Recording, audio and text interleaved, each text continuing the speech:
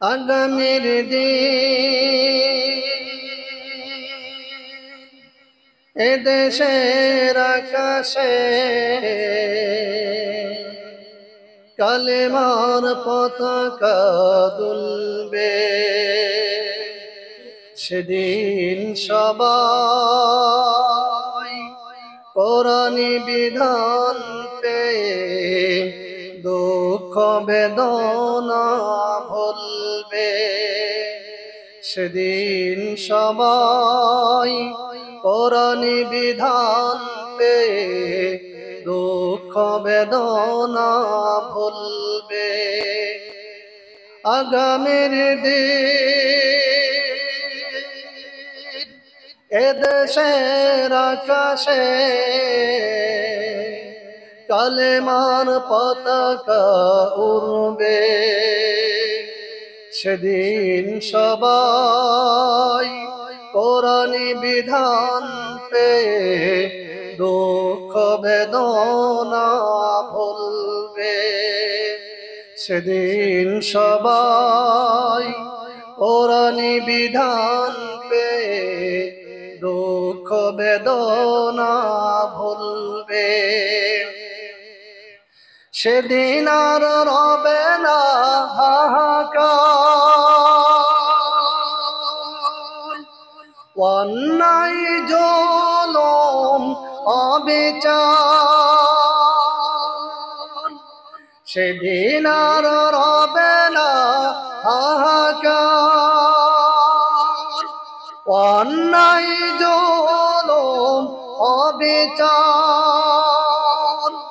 থাকবে না অনাচার, দুর্নীতি কদাচার। থাকবে না অনাচার, দুর্নীতি কদাচার। সকলেই শান্তিতে থাকবে। সেদিন সবাই কোরআনী বিধান পেয়ে দুঃখ বেদনা ভুলবে।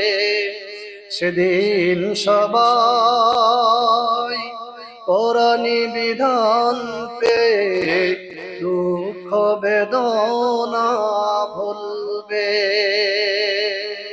বলে আমিন। সকল প্রশংসার একমাত্র মালিককে, সে আল্লাহর জন্য করছি আলহামদুলিল্লাহ। করছি রব্বানা লাকাল হামদ হামদান কাসীরান তাইয়িবান মুবারাকান ফীহি ইয়া রাব্বি লাকাল হামদু কামা ইয়ানবাগি লিজালালি ওয়াজহিকা ওয়া আযীমি সুলতানিকা। আমরা আল্লাহ পাকের প্রশংসা করলাম, লাখো কোটি দুরূদ ও সালাম পেশ করছি মানবতার মুক্তিদূত, যিনি মক্কাওয়ালা, যিনি মদিনাওয়ালা, যিনি আপনার আমার একান্ত বিরিষ্টা আকায়ে নামদার, বিশ্ব মানবতার শিক্ষক, নবী মুকররম, বিশ্ব নবী, বিশ্ব নেতা জনাবে মুহাম্মদ রাসূলুল্লাহ।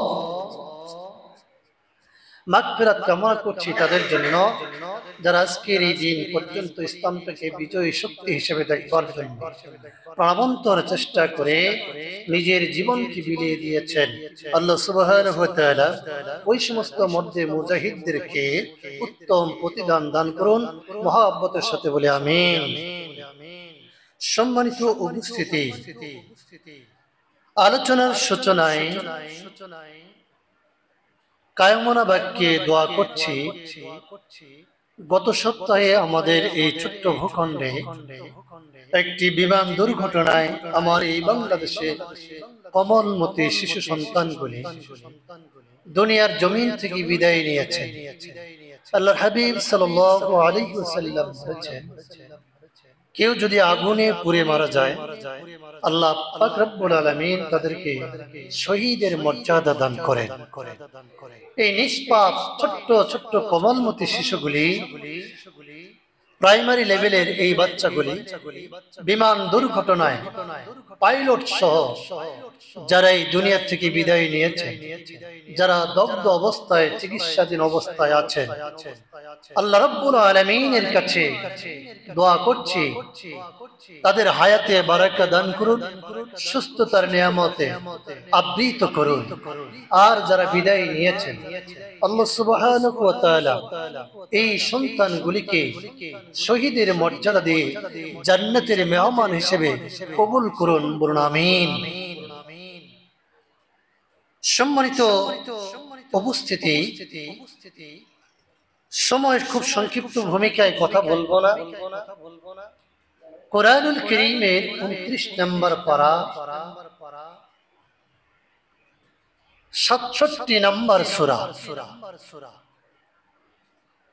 ছোট্ট একটি সূরা থেকে দুটি আয়াতে কারীমা তেলাওয়াত করেছি। এই আয়াতে কারীমা দুটিকে সামনে রেখে সংক্ষিপ্ত আকারে কিছু মেসেজ, কিছু কথা আপনাদের সামনে উপস্থাপন করব, সেই নিয়ত করেছি।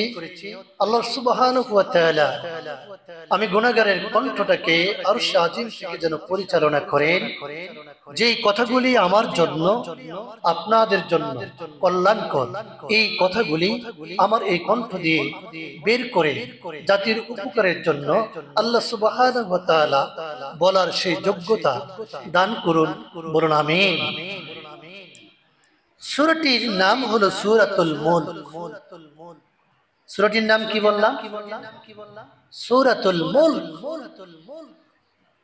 এই সূরাটি নাজিল হয়েছে মক্কায়। নাজিল কোথায় হয়েছে? একটু কথা বলবেন।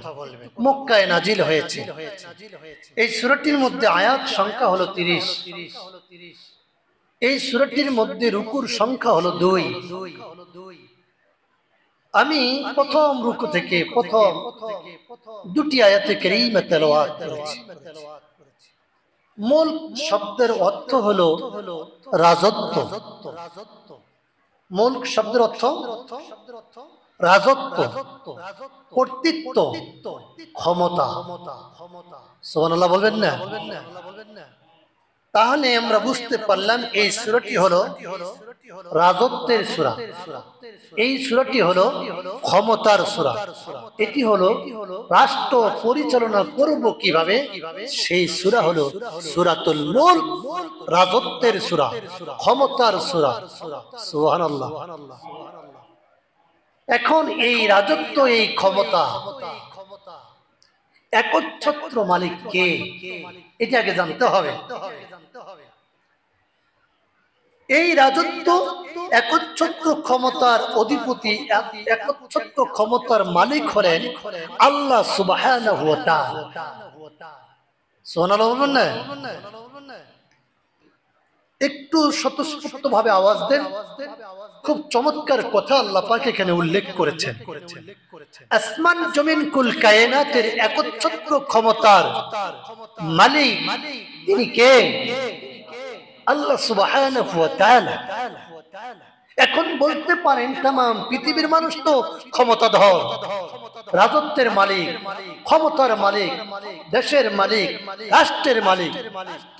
আল্লাহ সুবহানাহু ওয়া তাআলা এই মানুষগুলিকে ক্ষণিকের জন্য ক্ষমতা দিয়েছেন, ক্ষণিকের জন্য রাজত্ব দিয়েছেন, ক্ষণিকের জন্য পাওয়ার দিয়েছেন, কিন্তু প্রকৃত পক্ষে মূল ক্ষমতার একচ্ছত্র মালিকানা হলো আমার আল্লাহ পাকের। সুবহানাল্লাহ।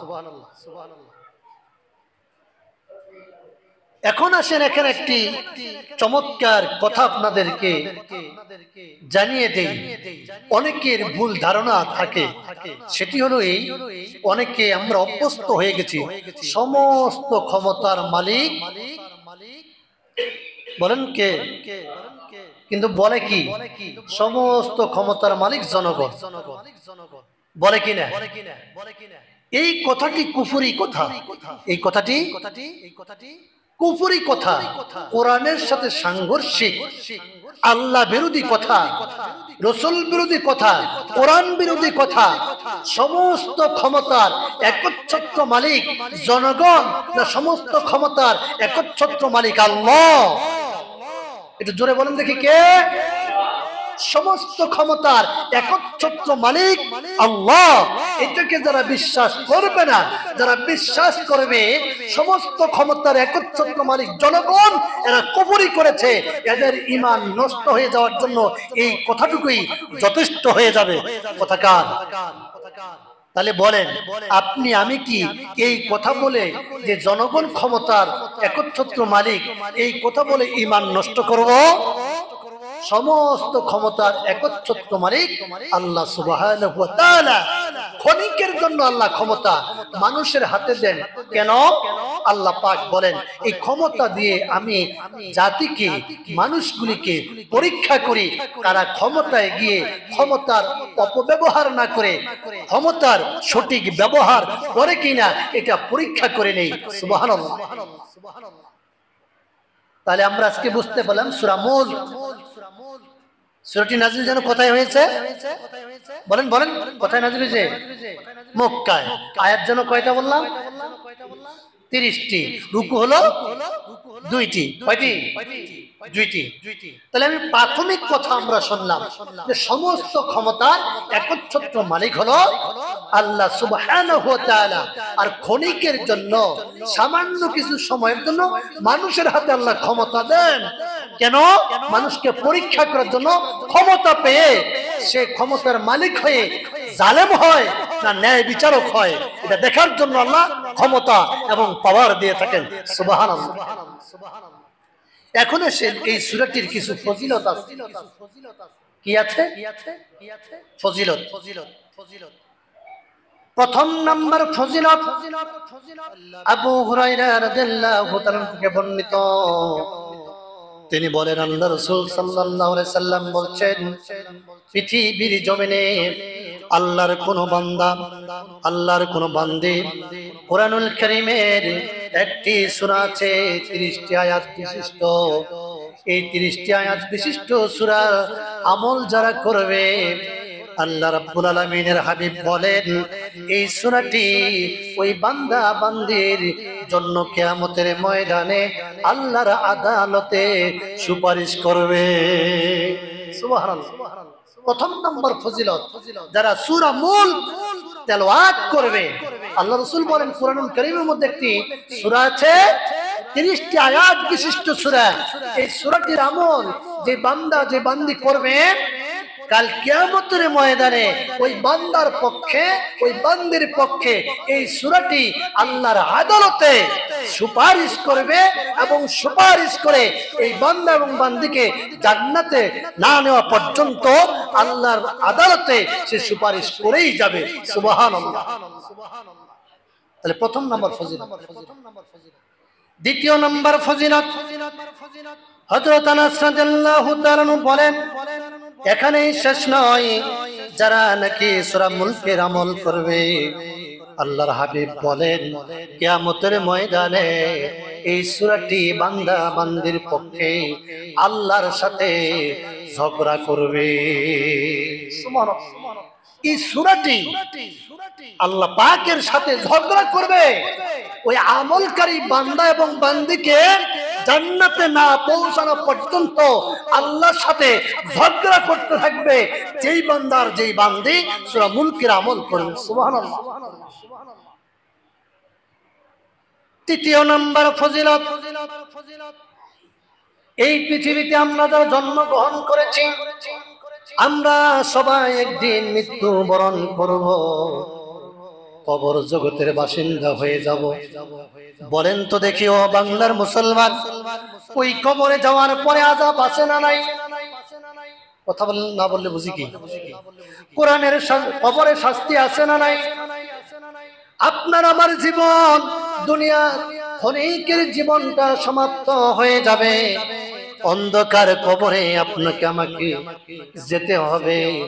আল্লাহর হাবিব সাল্লাল্লাহু আলাইহি সাল্লাম বলেন আল্লাহর কোন বান্দা, আল্লাহর কোন বান্দী যদি সূরা মুলকের আমল করে আর ওই কবরে যদি সে প্রবেশ করে, এই সূরা মুলকের আমল করার কারণে ওই বান্দা বান্দির কবরের আযাব আল্লাহ রাব্বুল আলামিন মাফ করে দিবেন।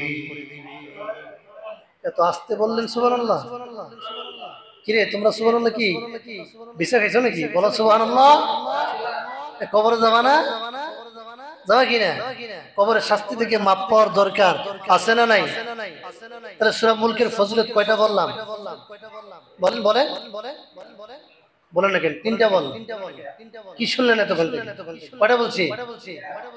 প্রথম নাম্বার ফজিলত, সূরা মুলক যারা আমল করবে এই সূরা মুলক ওই বান্দা বান্দির জন্য সুপারিশ করবে, সুবহানাল্লাহ।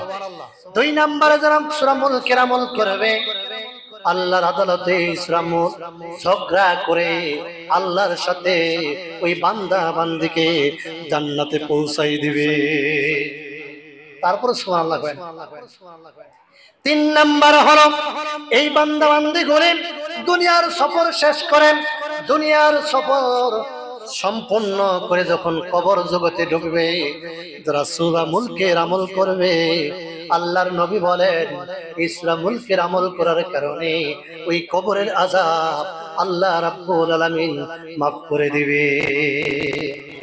আচ্ছা, কবরের আযাব মাফ করে দেখ আল্লাহ সুবহানাহু ওয়া তাআলা, আমরা চাই কি চাই না? দেখি কারা কারা চাই না? হাত তুলেন তুলেন। কারা কারা চাই কবরে আযাব মাফ হোক? চাই কিনা? আপনার আমার কবরে আযাব হোক এটা তো আমরা কেউ চাই না, চাই কি? তাহলে কারা কারা আমরা চাই যে কবরের আযাব আল্লাহ আমাদেরকে মাফ করুন? দু হাত তুলে আল্লাহর দেখাই। আল্লাহ রাব্বুল আলামিন আমাদেরকে সূরা মুলকের আমল করে কবরের আযাব যেন মাফ হয় এটা যেন আমরা কনফার্ম করে যেতে পারি সেই তৌফিক আল্লাহ দান করুন, বলুন আমিন। এখন বলেন এই কবরের আযাব মাফ করার জন্য কি ওই পীরের দরবারে যাওয়া লাগবে? হুজুরের দরগায় যাইয়া সেজদা দিয়ে পড়ে থাকা লাগবে? আল্লাহ পাক বলে দিয়েছেন বান্দা কবরের আযাব মাফ চাও, তুমি কিয়ামতের ময়দানে উকিল ধরতে চাও, অন্য কোথাও ছোটা লাগবে না, কোন পীরের কাছে যাওয়া লাগবে না, কোরআনুল কারীমের সূরা মুলক তেলাওয়াত করো। আমি আল্লাহ রাব্বুল আলামিনের হাবিব গ্যারান্টি দিয়ে বক্তব্য দিলাম, আবু হুরায়রা থেকে বর্ণিত হাদিস, আল্লাহর নবী বলেন এই সূরা মুলক তোমার ব্যাপারে কাল কিয়ামতের ময়দানে আল্লাহর দরবারে সুপারিশ করবে, সুবহানাল্লাহ। তাহলে সূরা মুলক হলো রাজত্বের সূরা। আল্লাহ রাব্বুল আলামিন সেই কথাগুলি এখানে উল্লেখ করলেন, বান্দা ক্ষণিকের জন্য তোমাদেরকে ক্ষমতা দিয়ে থাকি, মূলত একচ্ছত্র ক্ষমতার মালিক হলেন আল্লাহ রাব্বুল আলামিন। যারা পারেন আমার সাথে পড়েন তাবারাকাল্লাযী বিয়াদিহিল মুলকু ওয়া হুয়া আলা কুল্লি শাইইন কাদির। আল্লাহু আকবার। আল্লাহ রাব্বুল আলামিন বলেন আসমান জমিন কুল কায়নাতের এই ভূখণ্ডের একচ্ছত্র মালিকানা কেবলমাত্র কার? তিনি যা ইচ্ছা তাই করতে পারেন, যাকে ইচ্ছা ক্ষমতা দিতে পারেন, আবার যাকে ইচ্ছা ক্ষমতা থেকে ব্যাজ্যুতি করে দেশ থেকে বিতাড়িত করতে পারে। পারে কি পারে না? আল্লাহ বলে বান্দা ক্ষণিকের ক্ষমতা দেয়, ক্ষমতা পাবার পরে ক্ষমতার অপব্যবহার করবে না। যদি ক্ষমতার অপব্যবহার করো জাতির সামনে উলঙ্গ করে ব্যাজ্যুতি করে দুনিয়া থেকে বিদায় করব। যুগে যুগে যারা নাকি ক্ষমতার অপব্যবহার করেছে তাদেরকে আল্লাহ অপমানিত, লাঞ্ছিত আর বঞ্চিত করে দুনিয়া থেকে বিদায় দিয়েছেন। আওয়াজ দিয়ে বলেন ঠিক না ঠিক? সেটা আমরা দেখতে পাচ্ছি। গতকালকে আপনার সাবেক প্রধান বিচারপতিকে গ্রেফতার করা হলো, তাকে আদালতে তোলা হলো, তারপরে তাকে কারাগারে পাঠানো হলো। ডিম তো মানুষ মারলই, লাঠি গুতা তো খাইলই, যে নাকি করলো জাতির বিচার, তার বিচার আজকে জাতি করছে। আওয়াজ দিয়ে বলেন ঠিক না ঠিক? সুতরাং ক্ষমতা পাওয়ার পরে ক্ষমতার অপব্যবহার করা যাবে? ক্ষমতায় নবী আলাইহিস সালাতু ওয়াস সালামেরা ছিলেন, বলেন দেখি এই ক্ষমতায় নবীরা যে ছিলেন, নবীরা বিচার করেছেন কি করেন নাই? কথা না বললে বুঝি কি করেছে কি করে নাই? সমাজের অপরাধী যারা তাদের বিচার নবীরা করেছেন কোরআন দিয়ে। ওই নবীদের বিচার, তাদের রায় আজ পর্যন্ত গোটা পৃথিবীর মানুষ ওই রায়ের ব্যাপারে কোনো কথা বলতে পারে নাই। সুবহানাল্লাহ। কারণ নবীরা, সাহাবীরা শাসন করেছে কি দিয়া?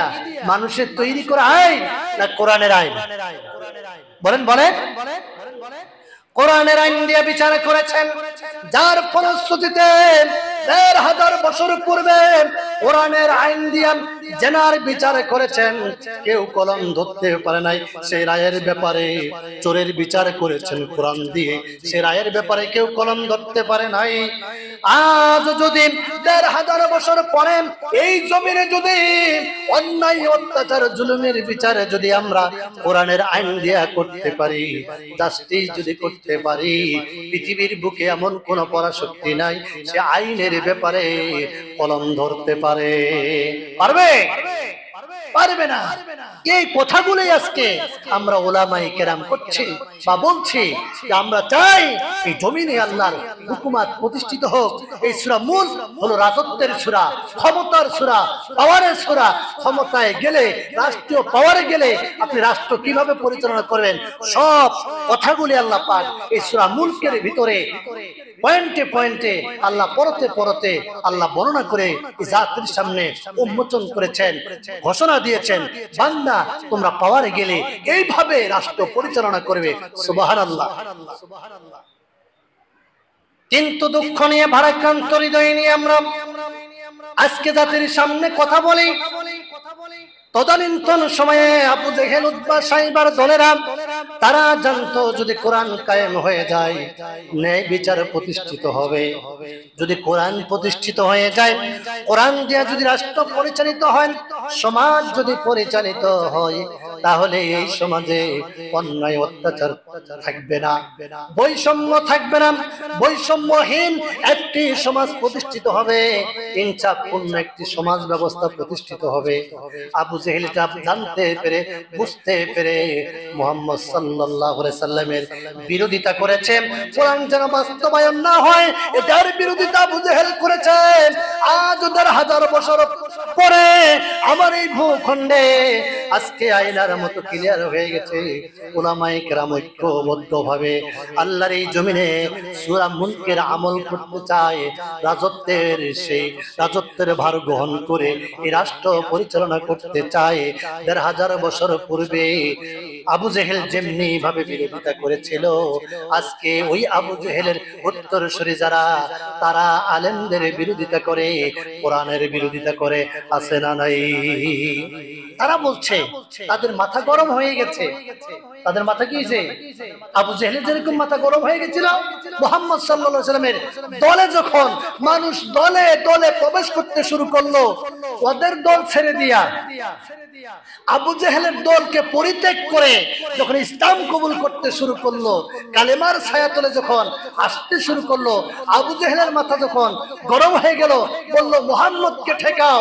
আজ গোটা পৃথিবীতে আমরা দেখতে পাই যারা কোরআনের পক্ষে দলে দলে অংশগ্রহণ করতেছে, তখন বাতিল শক্তি আবু জেহেলের অনুসারী যারা, এদের মাথা গরম হয়ে গেছে যে এদেরকে ঠেকাও, আলেমদেরকে ঠেকাও, ইসলাম ঠেকাও, কোরআন ঠেকাও। এই কর্মসূচি নিয়ে সমাজে কিছু লোক আছে না নাই? প্রিয় ভাইয়েরা আমার, একটা সংবাদ দেই, খুশির সংবাদ দেই। সেটি হলো, আমি কিছুদিন পূর্বে আপনাদেরকে বলেছিলাম আগামীর দিনটাতে সকল উলামায়ে কেরাম ঐক্যবদ্ধ হচ্ছে এই জাতিকে কোরআন দিয়ে দেশ ও সমাজ রাষ্ট্র পরিচালনা করার জন্য ঐক্যবদ্ধ হচ্ছে। সুবহানাল্লাহ বলেন, আলহামদুলিল্লাহ বলেন। সকল ইসলামী দলগুলি ঐক্য হচ্ছে। উল্লেখযোগ্য বাংলাদেশে দুটি দল হলো সবচেয়ে বড় ইসলামী দলের মধ্যে।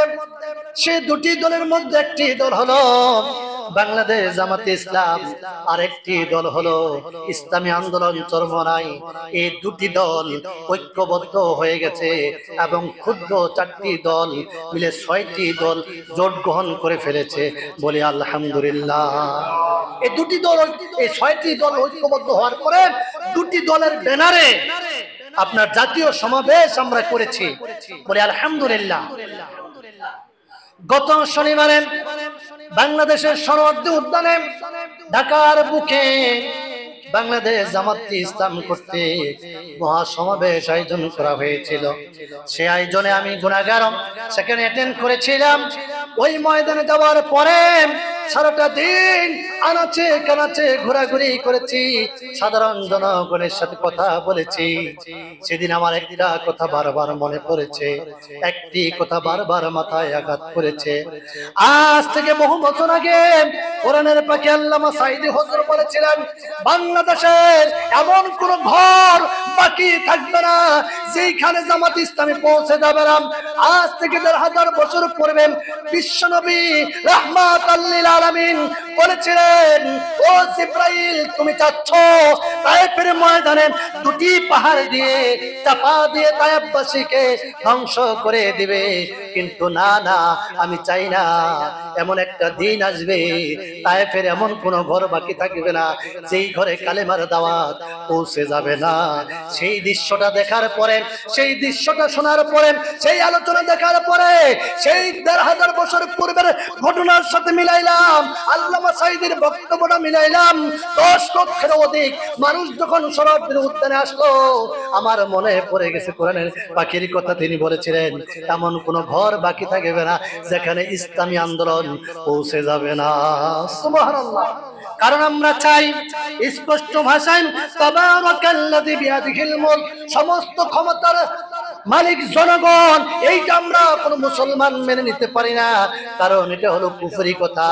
আল্লাহ পাক বলছেন, সমস্ত ক্ষমতার মালিক হলো আমি আল্লাহ রাব্বুল আলামিন। আর ক্ষণিকের জন্য পৃথিবীবাসীকে আল্লাহ ক্ষমতা দেন এটা পরীক্ষা করার জন্য। সুবহানাল্লাহ।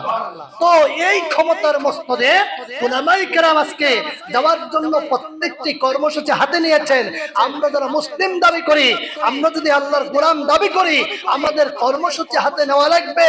এই আলেমদেরকে রাষ্ট্রীয় মর্যাদায় পৌঁছে দিয়ে কোরআনের বিধিবিধান রাষ্ট্রের মধ্যে যেন প্রতিষ্ঠিত হয়, সে আন্দোলনে আপনাকে আমাকে মুখ্য ভূমিকা পালন করার দরকার আছে না নাই? একটা গোষ্ঠী আজকে চাচ্ছে মানব রচিত আইন আবার প্রতিষ্ঠিত হোক, আর একটা পক্ষ চাচ্ছে আল্লাহ প্রদত্ত বিধিবিধান এই জমিনে প্রতিষ্ঠিত হোক। সেই সময় আবু জেহেল চায় নাই কোরআন প্রতিষ্ঠিত হোক, আজও তাদের উত্তরসূরিরা চাচ্ছে না যে এই জমিনে আল্লাহর হুকুমাত কায়েম হয়ে যাক। তাদের উদ্দেশ্য আমরা জানিয়ে দিতে চাই, আল্লাহর নবী বলে গেছেন, শুধু বাংলার জমিন নয়, গোটা পৃথিবীটা আবার শাসন করবে মুসলমান, সংবিধান হবে আল্লাহর কোরআন। সেই দিন বেশি দূরে নয়, আর কিছুকাল চললেই, আর কিছুকাল সামনে এগুলেই সেই দিন আসতেছে। আমরা সেই দিনের জন্য অপেক্ষা করছি, সেই দিনের জন্য আমরা কার্যক্রম পরিচালনা করে যাচ্ছি, সামনে অগ্রসর হচ্ছি। আপনাদেরকে উদাত্ত আহ্বান জানাই, সূরা মুলকের আমল করে আমরা আলেমদেরকে সহযোগিতা করব তো ইনশাআল্লাহ। তারপরে আল্লাহ রাব্বুল আলামিন বলেন, আল্লাযী খালাকাল মাউতা ওয়াল হায়াতা লিয়াবলুয়াকুম আইয়ুকুম আহসানু আমালা। বলে আল্লাহু আকবার। আল্লাহ রাব্বুল আলামিন বলেন, বান্দা, আল্লাযী খালাকাল মাউতা, আমি তোমাদের মওত সৃষ্টি করলাম, তারপরে তোমাদেরকে হায়াত দিলাম। দুটি জিনিস সৃষ্টি করলাম যেন তোমরা আমলের দিক দিয়ে শ্রেষ্ঠ হতে পারো। সুবহানাল্লাহ। তাহলে এখানে প্রতিযোগিতা করা লাগবে, আমলের দিক দিয়ে কে শ্রেষ্ঠ হতে পারে। সূক্ষ্ম একটি বিষয় যে আল্লাহ পাক রব্বুল আলামিন আগে হায়াতের কথা না বলে কেন মৌতের কথা বললেন? একটি সূক্ষ্ম প্রশ্ন এখানে জাগার কথা যে আল্লাহ পাক আগে তো বলতে পারতেন আল্লাযী খালাকাল হায়াতা ওয়াল মাউত, কিন্তু আল্লাযী খালাকাল মাউতা ওয়াল হায়াতা, আগে মউত এবং পরে কেন হায়াতের কথা বললেন?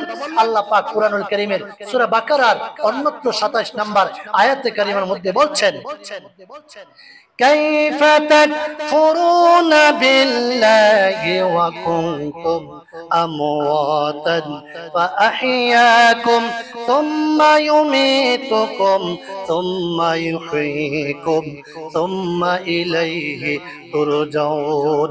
বলে আল্লাহু আকবার। আল্লাহ রাব্বুল আলামিন বলেন, বান্দা, তুমি তো ছিলা মৃত, তুমি ছিলা মৃত, আমি আল্লাহ পাক জীবন দিলাম, আমি আল্লাহ পাক জীবন দিলাম, তারপরে আবার তোমাদেরকে মৃত্যু দিব। এই জন্য এখানে মৃত্যুর কথা আগে নিয়ে আসতেন, আল্লাযী খালাকাল মাউতা, কারণ তোমার মৃত্যু ছিল, তুমি জীবিত ছিল না, তোমার অস্তিত্ব ছিল না, তোমাকে কেউ চিনতো না, জানতো না। আমি আল্লাহ পাক অস্তিত্বহীন থেকে তোমাকে অস্তিত্ব দিয়েছি, আবার সেখান থেকে তোমাকে মৃত্যু ঘটাবো, মৃত্যুর পরে আবার কিয়ামতের ময়দানে জীবন দেব, দেওয়ার পরে আমি আল্লাহ পাকের কাছে তোমাকে ফিরে আসা লাগবে। সুবহানাল্লাহ। এই জন্য আল্লাহ পাক এখানে বললেন আল্লাযী খালাকাল মাউতা, আগে মউত, তারপরে আমি হায়াত দিয়েছি। কেন? আমি পরীক্ষা করতে চাই বান্দা আমলের দিক দিয়ে কে শ্রেষ্ঠ হতে পারো, কে তোমরা নেক আমল বেশি থেকে বেশি করতে পারো, এটা আল্লাহ পরীক্ষা করে দেখতে চায়। আসুন আল্লাহ পাক যে পরীক্ষা করবেন, এটা আমরা আগামী জুমায় ইনশাআল্লাহ শুনবো, কিভাবে আল্লাহ পাক আমাদেরকে পরীক্ষা করবেন, আর আমলের দিক দিয়ে শ্রেষ্ঠ হতে পারলে কি পুরস্কার আল্লাহ পাক দিবেন। আমরা সূরা মুলকের এই আমলগুলি করে যেন আল্লাহর আদালতে দাঁড়াতে পারি। আল্লাহ সে তৌফিক দান করুন, বলুন আমিন।